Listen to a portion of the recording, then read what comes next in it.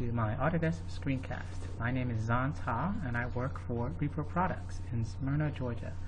I am an Autodesk certified instructor and hold many certifications in multiple Autodesk products for the AEC industry. I hope you enjoy my screencast. If you'd like to see more of my screencasts, please search for VAR 2015, that's VAR 2015, or my name. Please don't forget to give me a thumbs up after you watch it. In today's screencast, we will be looking at the Revit user interface, specifically when you initially start up the software. When you start the software, this is what you see. This is called the Recent Files window. The way this window is set up is it has a section for projects, a section for families, and a section for resources. It also has a link to the Autodesk Revit product page. The Projects section allows you to select an existing thumbnail of the last 4 recently accessed projects that you were in. A project file in Revit is the actual Revit model, a .rvt file extension, and in this file it contains all 2D and 3D geometry that makes up not just your entire model and all the views and plans and elevations and sections and schedules, but it also includes all the construction documentation sheets necessary. The Families portion allows you to access, again, recently accessed thumbnails for families, or you can open up a new family or start a new family from here as well. What is a family? A family in Revit is the building blocks of the software. Everything and anything that you see in Revit for the most part is a family. There's different categorizations of families such as furniture family, specialty equipment family, lighting fixtures, system families, so on and so forth. And depending on what kind of family that you work with, will give you some features and others will give you different features. If we look at the Projects section, we can click Open and it will bring up the File Open dialog box and it'll allow us to browse to our network and obtain, get a file that we need to get. For example, we can go here, or we can browse to class sets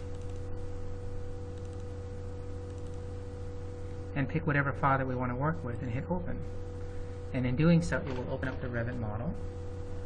If the model by any chance is an older version of Revit that you're currently using, then it has to upgrade the file. This is actually considered the project environment for you to work in. Now, back here in the Recent Files window, you can also click New to start a new project or a new project template based upon a default template file, or none if you choose. If you click Browse, it'll take you to the Imperial subfolder, US, for all the other template files that are available, and you pick what you want to work with. If you hit Open and click OK, it'll build you a new Revit file based upon that template file. Excuse me. If you want to, you can just click one of the template files here for architecture, structural, and it will automatically build a new project based upon that template file. Likewise, down in the Families area, you can click Open excuse me, to open up a family. You also have the ability to start a new family based upon a template file.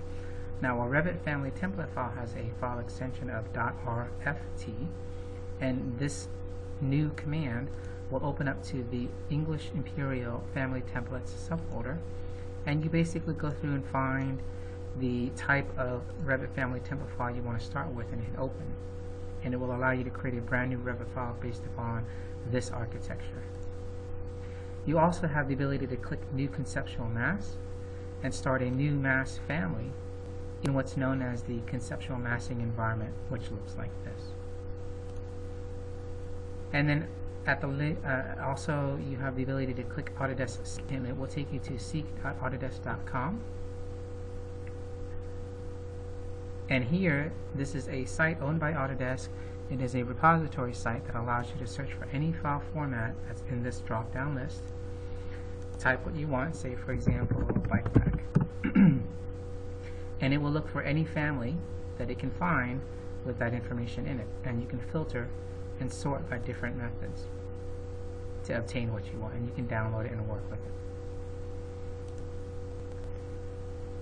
In the resources section, you have the ability to click what's new to find out what's new in the software, the standard help menu, which is the same thing as hitting F1, some essential skills videos. You also have the ability to go to Exchange Apps. When you click this icon, it'll take you to exchangeapps.autodesk.com, and this is a site that has a ton of software that ranges from free to a little costly, and it basically allows you to find what you need software-wise, download and install that software, and help you with enhancing your workflow for that particular project. If you do install any Exchange apps, you can click the Add-ins tab of the ribbon, and that's where they will reside when they are installed. So this is a very quick video on the graphical user interface as you initially start up Revit. Again, thank you for watching my screencast, and don't forget to give me a thumbs up. Thanks.